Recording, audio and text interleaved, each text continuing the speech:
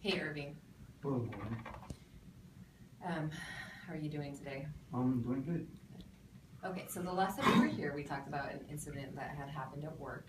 You were supposed to run a safety meeting Monday morning, and you feel like your boss was really testing you to see if you show up. But anyway, that the night before, you had intended on having one or two beers to relax, but you ended up staying up all night drinking, and you overslept that Monday morning, causing you to miss the safety meeting and to come into work smelling like alcohol. And that caused your big boss to call you into the office, and he told you that this is your last chance, that you're going to lose your job if you don't get treatment or if you don't quit drinking. And that makes you feel really scared because you need this job, right? Yes. Okay. So I was wondering, has your boss ever expressed concerns about your drinking before? Yeah, definitely. I don't have a good track record, and for example, just recently, a couple of months ago, I decided to go out and to my favorite Mexican restaurant and have lunch and have a margarita, but that turned into two, turned into three, and no, I got back to work late around 3 o'clock. So yeah, I just am prone to drinking. Okay, so you're saying that a couple of months ago you went on your lunch break and decided to have a margarita on your lunch break, but then you ended up drinking 3 margaritas and you went back to work Yeah. after that. Okay. So can you tell me about that day? What happened exactly when you went to the restaurant? Well, it was a long week, and I was pretty strung out or tired, and I just felt like I deserved to drink. Okay, so you were feeling stressed out that day. Yeah, very stressed out. So you sat down and felt like you deserved a drink. Yeah. So, what was going through your intent was to just have one margarita, and then what was going through your mind when you ordered that second one? Well, at that point, I think I was like, well, we'll just call in for the day. It's not too busy at work. Okay. And yeah. So at that point, you had decided that you were going to call in that day. Yeah. But after the third or fourth one, I was like, I need to go in. I have to be there because I was kind of on probation. But Oh. I thought I could get by. So you convinced yourself to go into work. Yeah, I feel like my tolerance is really high, and plus eating, that's. Okay. So you're saying that you felt okay to go into work. So on your way to work, to go back from your lunch break late, what was going through your mind then? I was just like, maybe I'll find a job real quick and stay out of everybody's way. Nobody will notice if I stay away from everybody. You felt discreet. Yeah, I was trying to be low key. Okay, so what actually happened when you got there? Well, I got assigned to a job on the floor, which entailed working with the heavy equipment, and unfortunately, I had an accident while I was down on the floor. Mm. So you got surprised. You felt surprised because you were assigned to work with heavy machinery that day. Yeah, I was hoping a paper office job or something Yeah. simple out of everybody's way, but. Okay, so what happened when you dropped that machinery? It was a simple accident, but it was enough to draw attention, and a coworker came over right away, and Oh, and what did that coworker say to you? he just asked if I was okay, and right away he kind of stepped back, and I guess he noticed the alcohol in my breath. So what did he say about that?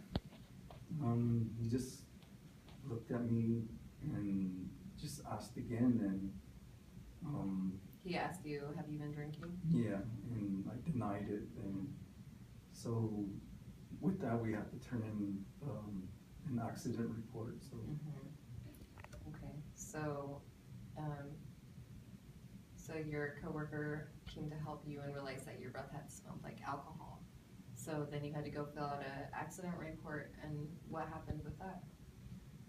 Well, on the way up, it was like, no, not really well. I'm not like in that area of the, the mechanics or the machinery part, because I have a history of drinking, and, I just can hear people under their breath saying, it's about time, or, he's not gonna get in trouble. So you heard your coworkers talking about you behind your back?